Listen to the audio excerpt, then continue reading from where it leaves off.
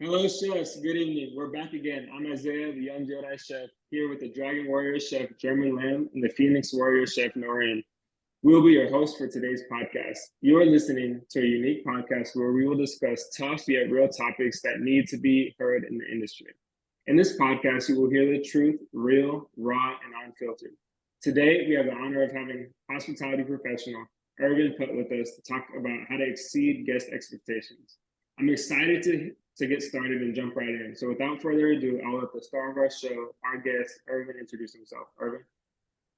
Hi, my name is Irvin Putt. I'm currently an assistant manager at Mayfair Supper Club at the Bellagio. Hospitality professional for over 30 years, banging up and down the Las Vegas Strip. I've worked in Miami, San Diego, New York, a little bit in San Francisco, do consulting, just did a bar flip over at the Palazzo. Love projects. I'm a firm believer that once this business gets into your blood, it doesn't go anywhere. It doesn't turn off, which actually drives my lady crazy because I can't even go to any normal restaurant without critiquing everything across the board or watching a movie and complaining about how a guy pours a bottle of wine. It is what it is. But I never have the same day twice. And that's what keeps bringing me back. I get to work with incredible people from all over the world. That's a benefit of working at the Bellagio. So many different cultures, people, food, flavors. It's pretty interesting to me how everything comes together and how the food and beverage scene in Las Vegas has completely blown up from the $4.99 buffets of back in the day to world-class hospitality, fresh fish flown in by the hour coming in from McCarran Airport. I love it. I absolutely love it. And being a part of it and being, I guess, on the ground floor of the food and beverage explosion in Vegas for all these years, it's been great to see how it's really developed and how many chefs come here and how many name brands come here. And it is what it is. But it's fascinating to me. I love it. I started off as a little boy loving history. I loved World War II, Civil War, this, that, what have you.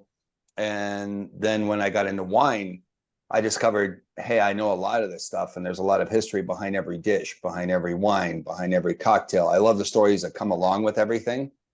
And the business kind of found me. I graduated from Bishop Gorman High School here in Las Vegas, and I was basically looking for money for college. And a friend of mine was a busboy at a country club here, and I saw the money that he was making, and I needed money for school. I was the cliche poor, starving busboy working his way through college. And then I just found a passion for it, and it just kind of took off from there. And I went, okay, if I'm really going to do this, I'm going to do this. And I went from 2 years of just basic core requirements at UNLV to switching my major to hotel restaurant management. And the rest is history, as they may say. So thank you very much for having me here. And if there's any other questions about me, let me know. Awesome, Irvin. I can't think of a better person to be on this podcast. Actually, you're Mr. Food and Beverage. You know everything about everything. Irvin gives me a class every day after work on everything. I know little tricks and little facts about everything. So thank you so much again for being a part of this. Means a lot. So as hospitality professionals, we have the power to impact the lives of others in so many ways. Restaurant, bar, casino, hotelers, or whatever part of the industry you're in, you are constantly creating experiences that are going to turn into memories and friendships that are going to last a lifetime. When going out, we all have the choice of where we go and who we go out with. It is important that as hospitality professionals, we strive to exceed beyond all guest expectations, not only to gain loyal customers, but that's what we love to do. This will lead us into our first question. When going out either to dine or have a drink, we all have a unique reason for doing so. It could be that you're celebrating something. It could be that you just need time alone to think. It could be that you want to be around people to talk to, or even simply you just might want a bite to eat. Whatever the reason is, it should be important to us as hospitality professionals. Why is it so important to find out the reason a guest is choosing to dine or drink with you? And what is the best way to find out? Irvin, you want to start us off? Well, at MGM, we use what we call SHOW, SHOW, and it's an acronym for smile, hear, own, and wow. It sounds really simple, but what happens when you smile at somebody? They smile back, and you just kind of put them at ease. And we have a 5-10 foot rule. If you see a guest 10 feet away from you, smile. and within they're 5 feet away from you, you smile and greet.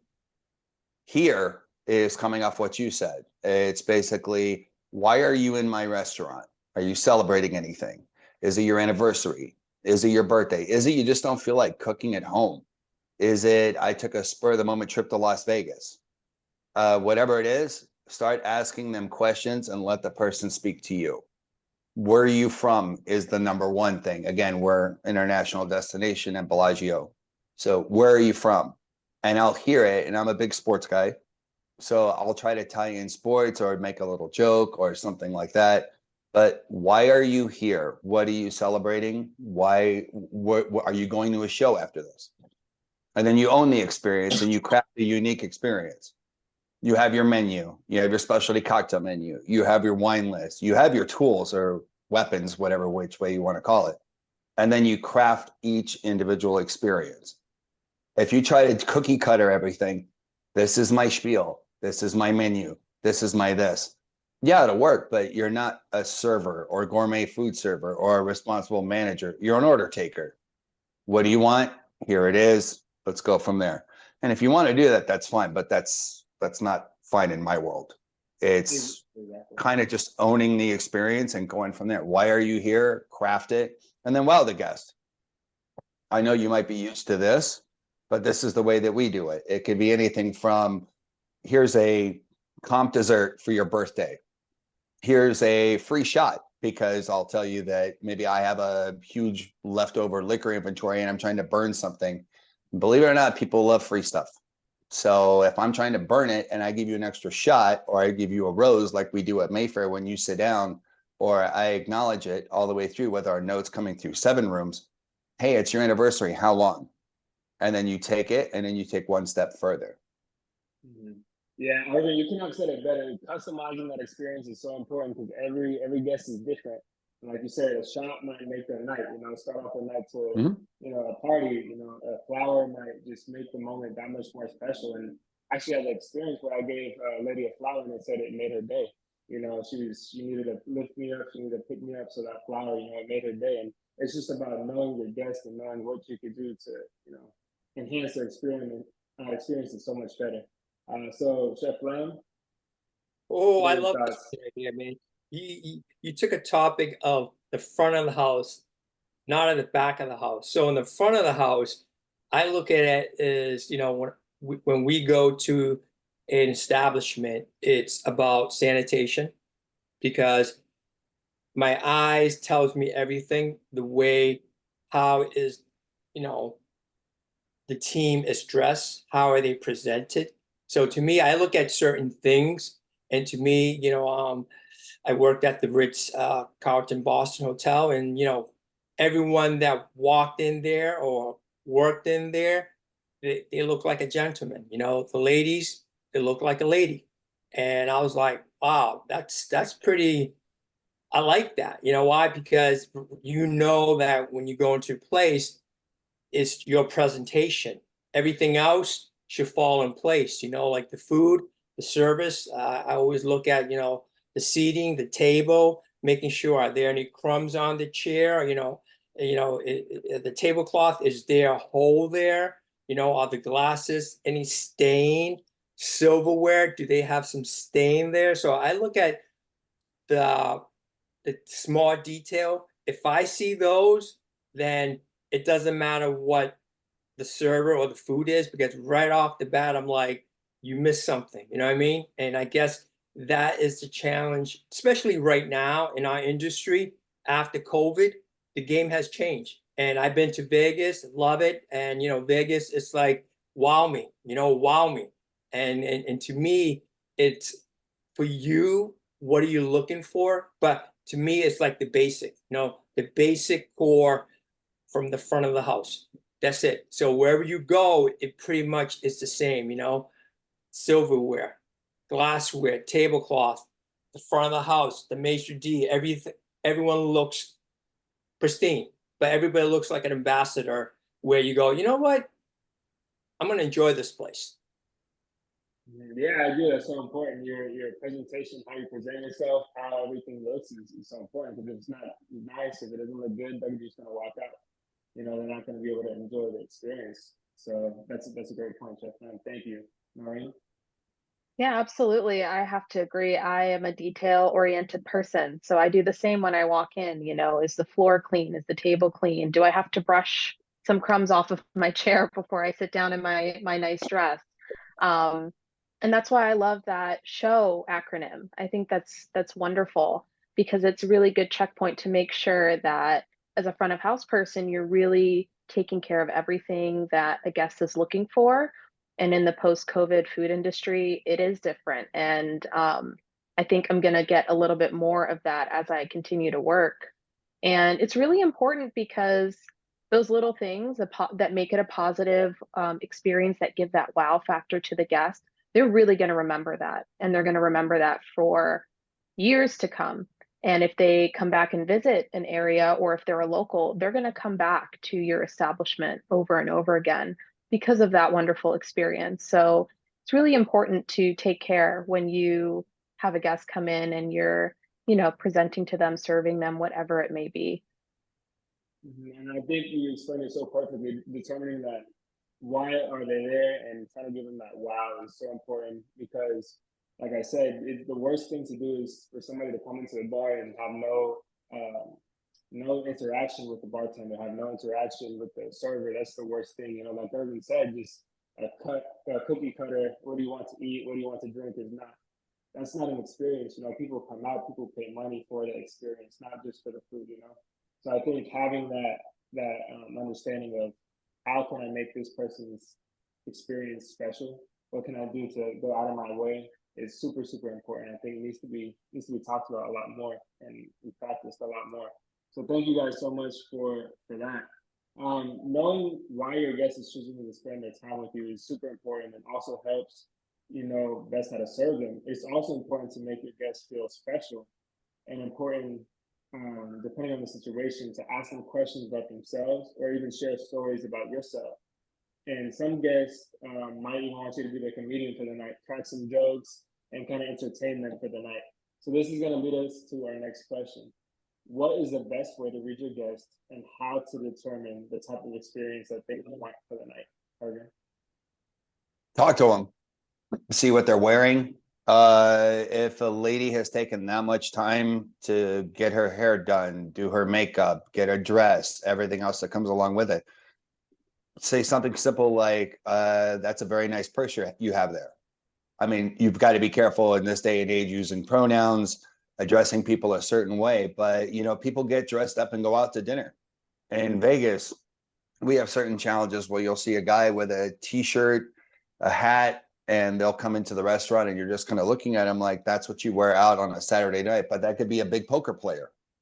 I mean, you don't judge a book by its cover, ever. Talk to them, ask them, just basically, where are you from? What are you doing here? And go from there. I really like what Chef said earlier about eye to detail. I can't even, not to get off topic, but I can't believe how many times I walked into a restaurant and looked and I'm like, look at that salt shaker. This place sucks. Let's get out of here. You walk in and my lady will look at me and just say, this is not the Bellagio. I'm like, yeah, but look at that. If you don't even keep an eye on a salt shaker, how are you going to do anything else? But okay, so back to topic. In Vegas, a lot of it is I'm here to do something or I'm here to be someone else. It's, I call it what I call the $100 rule. And I'll question a guest and kind of go from there. But the one unique thing, or a few things are unique about Las Vegas, but one of them is, and this is the $100 rule. Some people save up their entire year. Maybe they have a mortgage. Maybe they have car payments. Maybe they have 4 kids. Maybe they have somebody in college. And they're saving and saving and saving and saving. But you know what? Damn it. It's our anniversary. We're going out to somewhere in Las Vegas. And they hold on to that $100 that they've been saving to try to go out. And you're going to get the most you can for them. On the flip side, again, I'm coming from Las Vegas. I've seen people that can light a cigarette with a $100 bill. They're throwing money around everywhere else. But from where I come from, I will fight you for both of them. I want that person that's been saving it up. I want that person that, hey, I've got money to burn and I'm going out. But never judge a book by its cover and just speak to the guest. because maybe that person saved up an entire year just for tonight and they look great and they're out, and you want to acknowledge that. Other people, you have to read it because, like you mentioned, sometimes you're cracking joke and you're the star of the show. Other times, if it's a romantic couple on Valentine's Day, get the hell out of the way. They're not there for you. They're there for themselves and a special night out. And it's up to you as a manager, a bartender, a server, all the way through. Because again, I'm coming from front of the house. You have to read when you're the star of the show, when you need to step out, and to kind of take it from there. Yeah, that's a perfect way of explaining it. Like you said, you gotta read who's never judge a book by its cover, and who's there for what experience.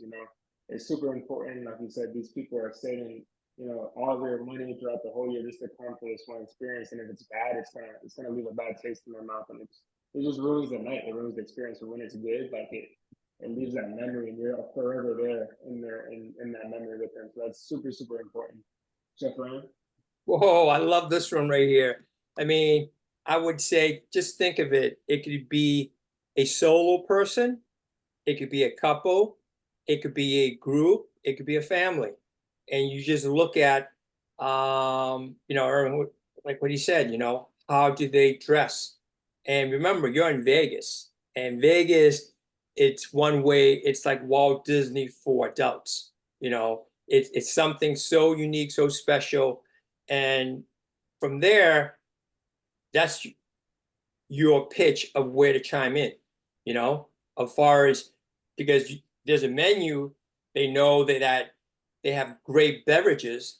So in one way, just like, hey, good evening, what's going on? How you doing? You know what I mean? Would you like to hear some specials? Would you like some cocktails? What do you like to eat? So for there, it's saying, hey, I'm your concierge for this evening, and just let me know what your wishes are. From there, you just kind of say, I'll see you in a few minutes. Yeah, that's a good point. You just got to kind of ask them what they want and just be like that, and just know how to determine, okay, I want this person wants this person wants that, and each table might be different. So that's super, super important. Noreen? Yeah, absolutely. I mean, just start with talking with them and listen, actually hear what they're saying. You'll find that some people will want to continue a conversation. They'll answer your questions and then they'll ask you a question back and forth. And they probably want you a little bit more at the table. They want to have that open, fun discussion. And there are sometimes I can't tell you. It's one of my pet peeves actually when I go out, maybe with a close friend I haven't seen in a long time, and I'm just trying to have that time with them, and the server keeps interjecting over and over and over, just like little tidbits of information. I'm like, I appreciate the kindness you're trying to share, but I'm not here to get to know you. I'm here to see my friend I haven't seen in 2 years, right? And so reading body language, understanding, like really hearing, like back to that show acronym, hearing what they're saying, how they're talking. Is it a couple that's leaning in, they're having a date night, they're really trying to create that intimacy? Don't bother them. Give them their wine, give them their food, and just check in. But you don't need to check in verbally always as well. You can just do a quick walk by and see, are they okay? Do you think that they need a refill? Then you can interject.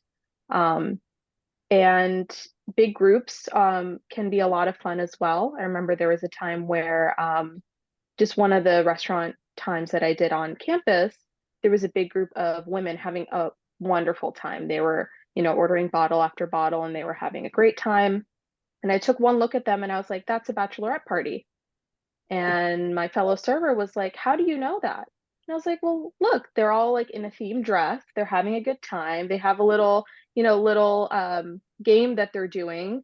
And that's, a bachelorette. So they were a lot more interested in having that fun conversation. And so it takes practice reading people and getting a feel and a sense for it. But it's just really important to hear them out and watch their body language as well. Yeah, it's super important. Watching body language and, like you said, reading those small details. What clothes are they wearing? Those tight clothes and tight dresses, about to go to a party. or are they in formal wear, on their 10-year anniversary, so you never know. And that's why it's important just to read the situation, assess, and just give your best service. It's super, super, super important. So thank you so much for that. So now it's storytelling time. There have been many times and experiences where I have gone out and been given the best experience, and this memory is there with me for a lifetime. So what do you do to go out of your way for your guests and make your guests feel special? Can you name a specific time or when you did that, or when that has been done to you, Irvin? What was the question again? It was, when have I Yeah. gone above beyond or made a Yeah, special exactly. unique? The first thing you have to do is know your product. Okay. Period. Whether it's your specialty cocktail menu, your wines by the glass, and of course your menu. People always mistaken a menu for just being a menu. I mean, that's what it is, but a menu is also a business plan. So people will say, well, can I switch this out for this? Can I switch this out for that?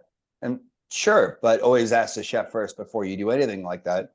But the bottom line is, when you start playing, let's make a deal and substituting this, that off of the dish, people don't factor in food costs, labor, delivery, et cetera, et cetera, et cetera.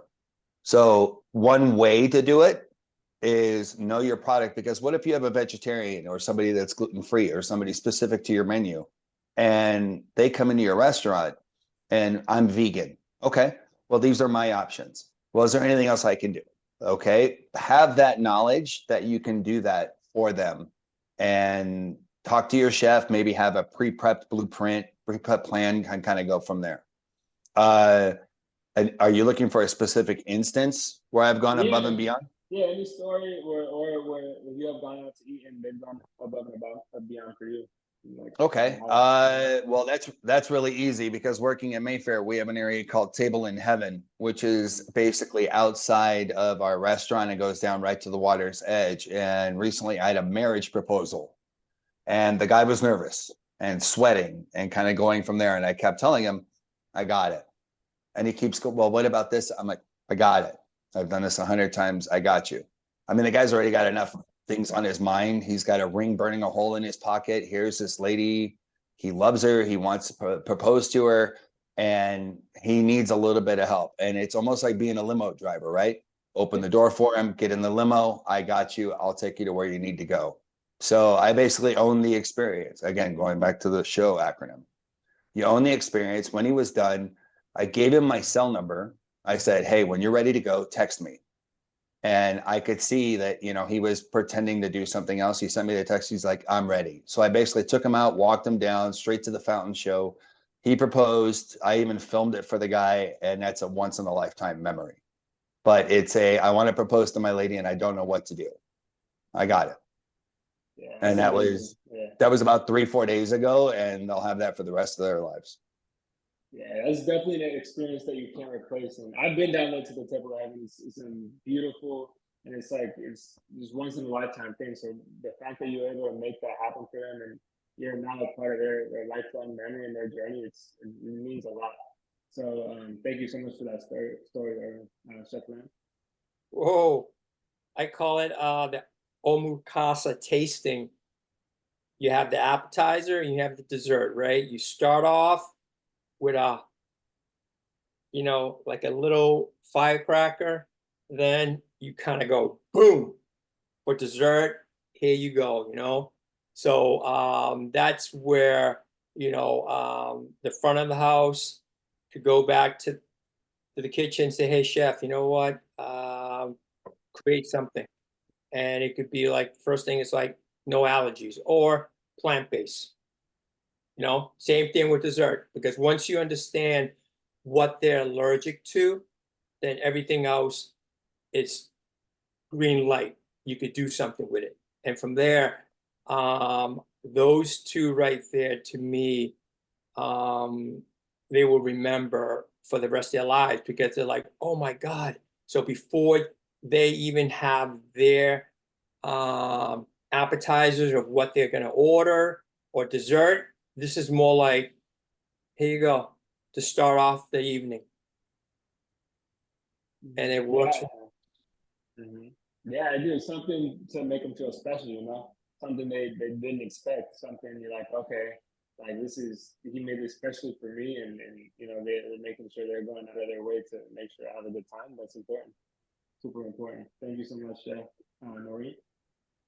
One time I had a couple come in with their two young kids, and I went through the whole spiel, got them started for the evening, and I asked them if there was anything special they were celebrating or a special reason they came in. And, at first they said it was just family dinner. And then the father later on had pulled me aside and told me that his wife was pregnant, but they hadn't told their kids yet.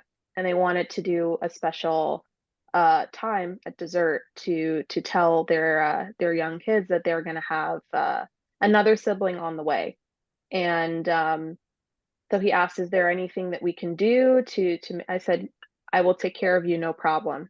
So touch base with my manager, and we got a special dessert with piping. It's a boy on the little piece of cake and little candles, all of that, and it was just really fun to watch from a distance the moment when the cake came out. And the kids at first they didn't really understand. They were like, "The cake is a boy? I don't get it."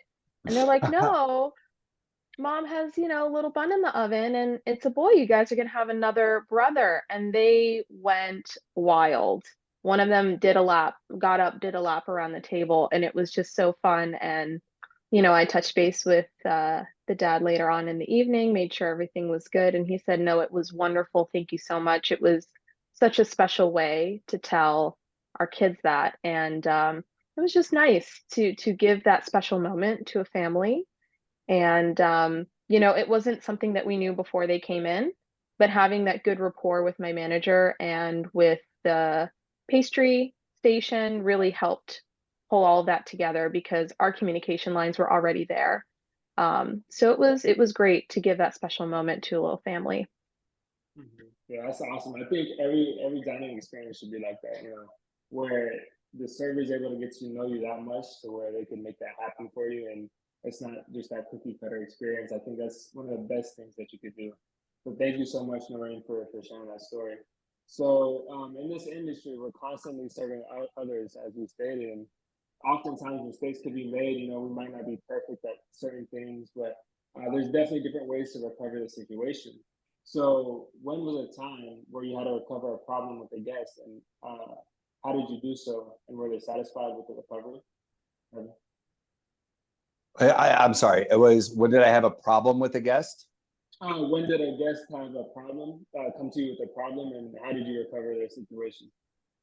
Mayfair is a rather unique room because of it being a supper club, and you'll have everything from I can't see the stage show. Other restaurants that I've worked in, it's why did you put me by the kitchen door, or why am I next to the bus station, or anything specific. Those are things that are unique to our restaurant.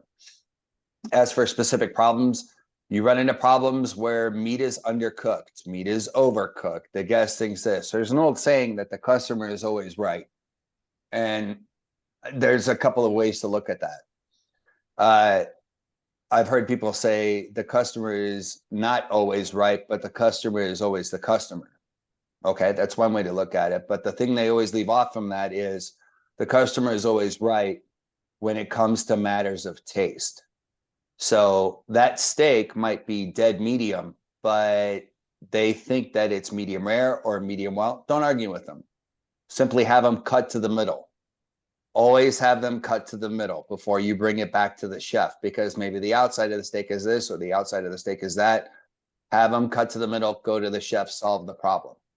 One big thing that I had recently was a piece of plastic that accidentally fell into one of our salads. It happens that you'll find a hair, God forbid a bug, but there was a piece of plastic that was probably left over from a prep cook. So obviously remove the salad. I removed the salad, asked them if they would like another salad. They said that they had, I don't want to try the same thing again. So I switched it over to a different salad. Then I took care of that salad. I took care of dessert. I wowed the guests by sending around, like we mentioned before, around the shots. There's yeah, you took it off of the check, but did you own the situation? Did you apologize? I'm front of the house. I'm not back of the house, but I am part of a team. So I own that for the back of the house and killed them with kindness. I overwhelmed it. It was a piece of plastic that thankfully nothing really happened with it, where the person was choking or something else. It was basically they were cutting into the salad. It was a wedge, and there it was. So you can take it off, apologize, and go from there. Or you can kind of go a little bit above and beyond with dessert and a little bit of everything extra. So yeah, I wound up switching salads, comping dessert, doing drinks, overkilled it with kindness, if you will. I love that expression. I would kill with kindness. That's the best way to do it. Chef Ryan? Whoa, I love this one right here. You got the front and you got the back, right? And usually when the back does something that is not consistent, the front has to kind of be the person to kind of like, I'm sorry.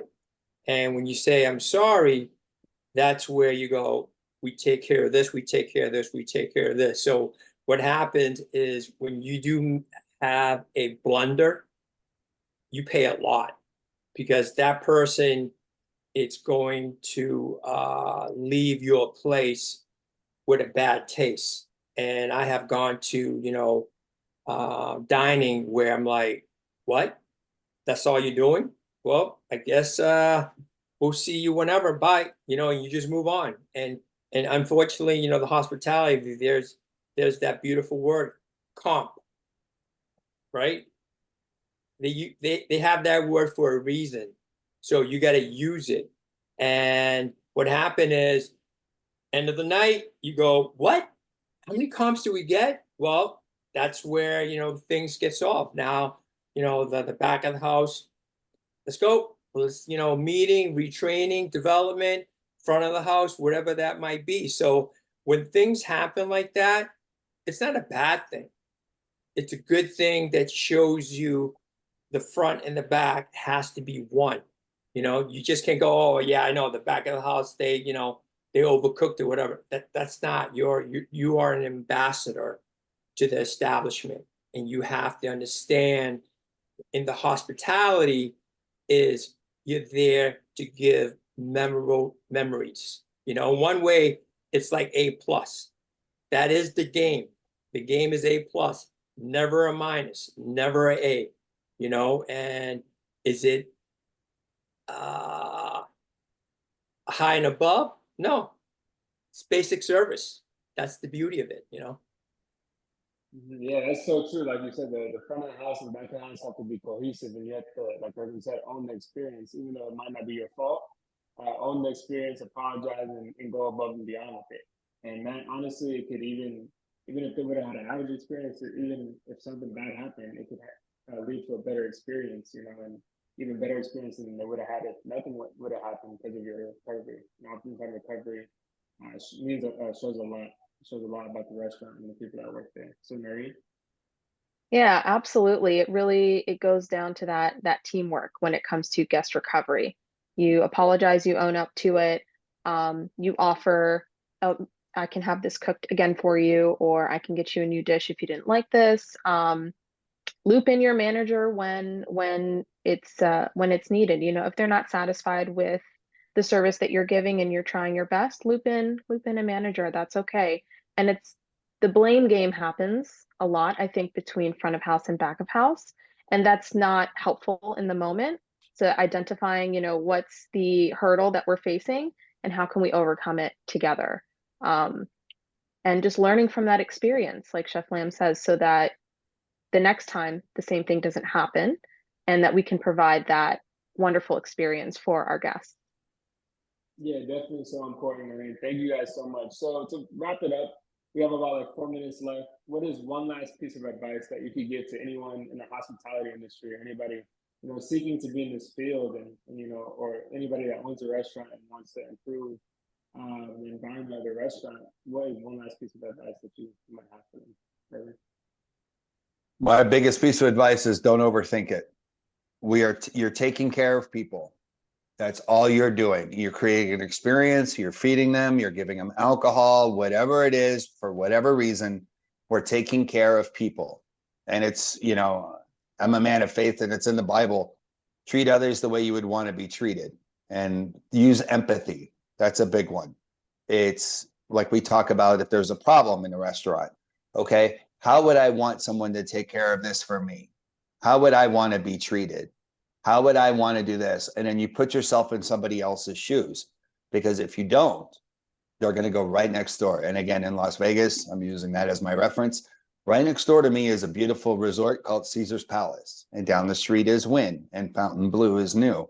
And just because I'm part of the Bellagio and MGM Resorts International, that doesn't mean I'm walking around with my, you've got to be a little bit humble. You can't walk around with your chest sticking out like, well, we're Bellagio, we're MGM, don't worry about it, because that person will pick up everything and go right next door to the next casino because they were taken care of, or a different restaurant in my own property, which is great, but I want them to come back to mine. It's put yourself in somebody else's shoes, and take care of people. That's it. And treat others the way, well, what are your expectations and what would you want in a situation? That's my one piece of advice. So good, Irvin. Treat people how you want to be treated. Check that. Well, you know what? There's two scenarios. Since we're talking about Vegas, Vegas has a benchmark. And what Irving mentioned, that people go there for a reason. You know, that $100, antidote right there. So to me, it starts with you. Meaning, you have to love yourself beyond.